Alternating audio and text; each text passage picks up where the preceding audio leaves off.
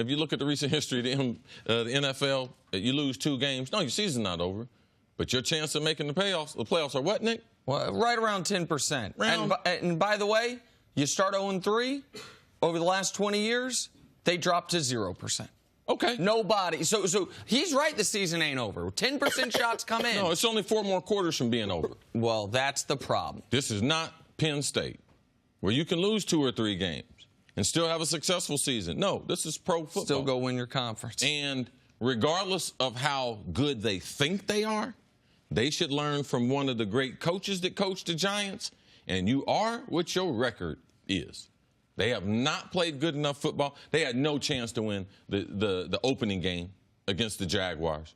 They got dominated against the Cowboys on Sunday night. So I don't know what he's seen in practice that I have not seen, but if the Giants don't get it turned around, if they don't have the ability to be physical, if Olivia Vernon doesn't come back and present some type of pass rush for them, this is going to be a long season for the Giants. And to reiterate the point, it's a season that can end on Sunday. For one of these 2 teams, the Texans and Giants, both of whom came into the year with playoff expectations, for one of these 2 teams, the season ends Sunday.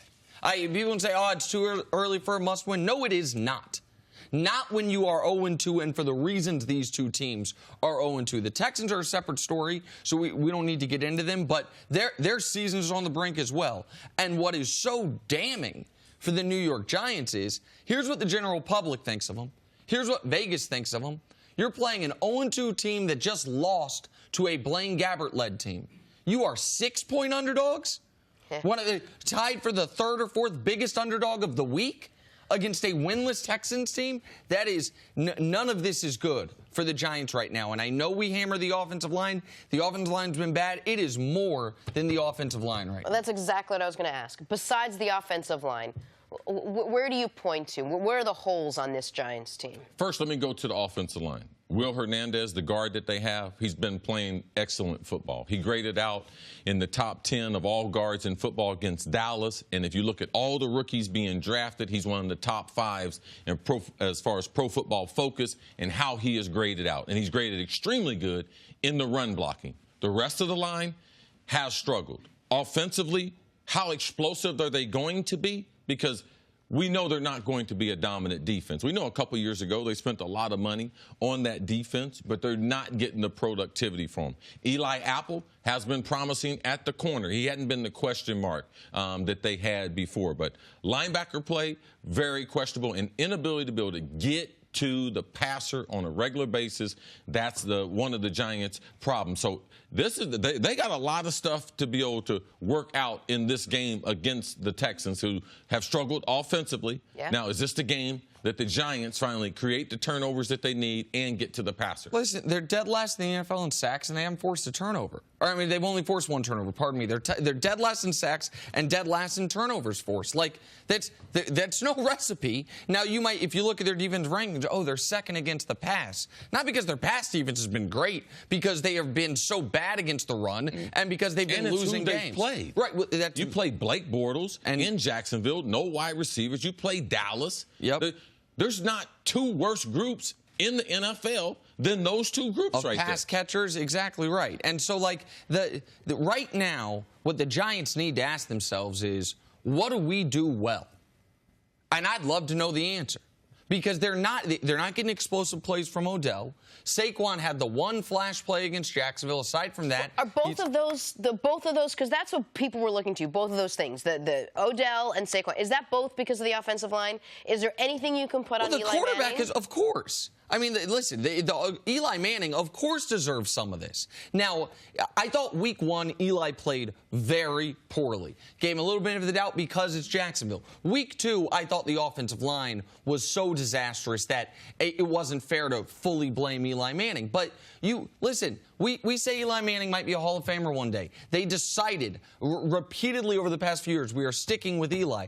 At some point, we can't treat him differently than we treat almost every other quarterback in the league. We say all the time, fair or not, quarterback gets too much credit and too much blame.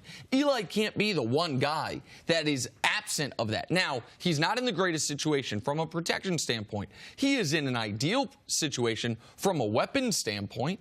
Like, now, would he trade that Would he trade? Would he rather? It don't matter if you got a 9mm if you can't pull it, though. Sure. So having all those weapons, if you can't throw the ball, and I saw some looks on Eli Manning's face that I don't see quarterbacks when they're successful. When they're getting up off their backside, quarterbacks don't want to be hit. And if you want to affect them in the most dramatic way, you put pressure on them. And when you have leakage on the offensive line, we can say Eric Flowers, but they've been getting leakage on the left side from Nate Solder. He's not a dominant run blocker. So what did they pay him for? For pass protection.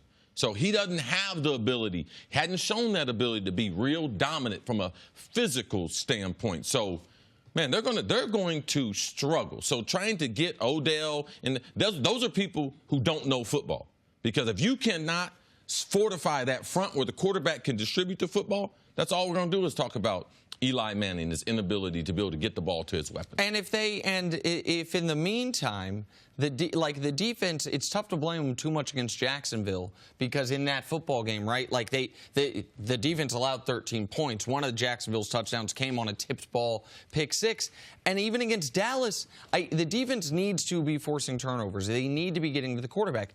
But against Dallas, after the Tavon Austin play, the defense acquitted itself well. But that game, that was national TV. Everyone saw it. That was a tough game to watch. It wasn't even 3 yards in a cloud of dust. It was 1 yard and a cloud of dust. They could not move the football. So I look at the Giants, and they're one of the premier teams in the league. They're one of the teams we talk about, behind Dallas or New England and Pittsburgh. Man, that's not going to be the case once again this year if they start off the way that looks like they're going to start off. Their season can end on Sunday. Period, point blank. 0-3, nobody's made the playoffs starting 0-3 since 1998, and that's in either conference, up or down. We know how tough the NFC is this year. So all the high hopes for this season, they can end around 4:30 p.m. Eastern Sunday. Thanks for watching. Subscribe here to get the latest from the show. Also, be sure to check out more of the best clips from First Things First, or go watch a few segments from our other shows on FS1.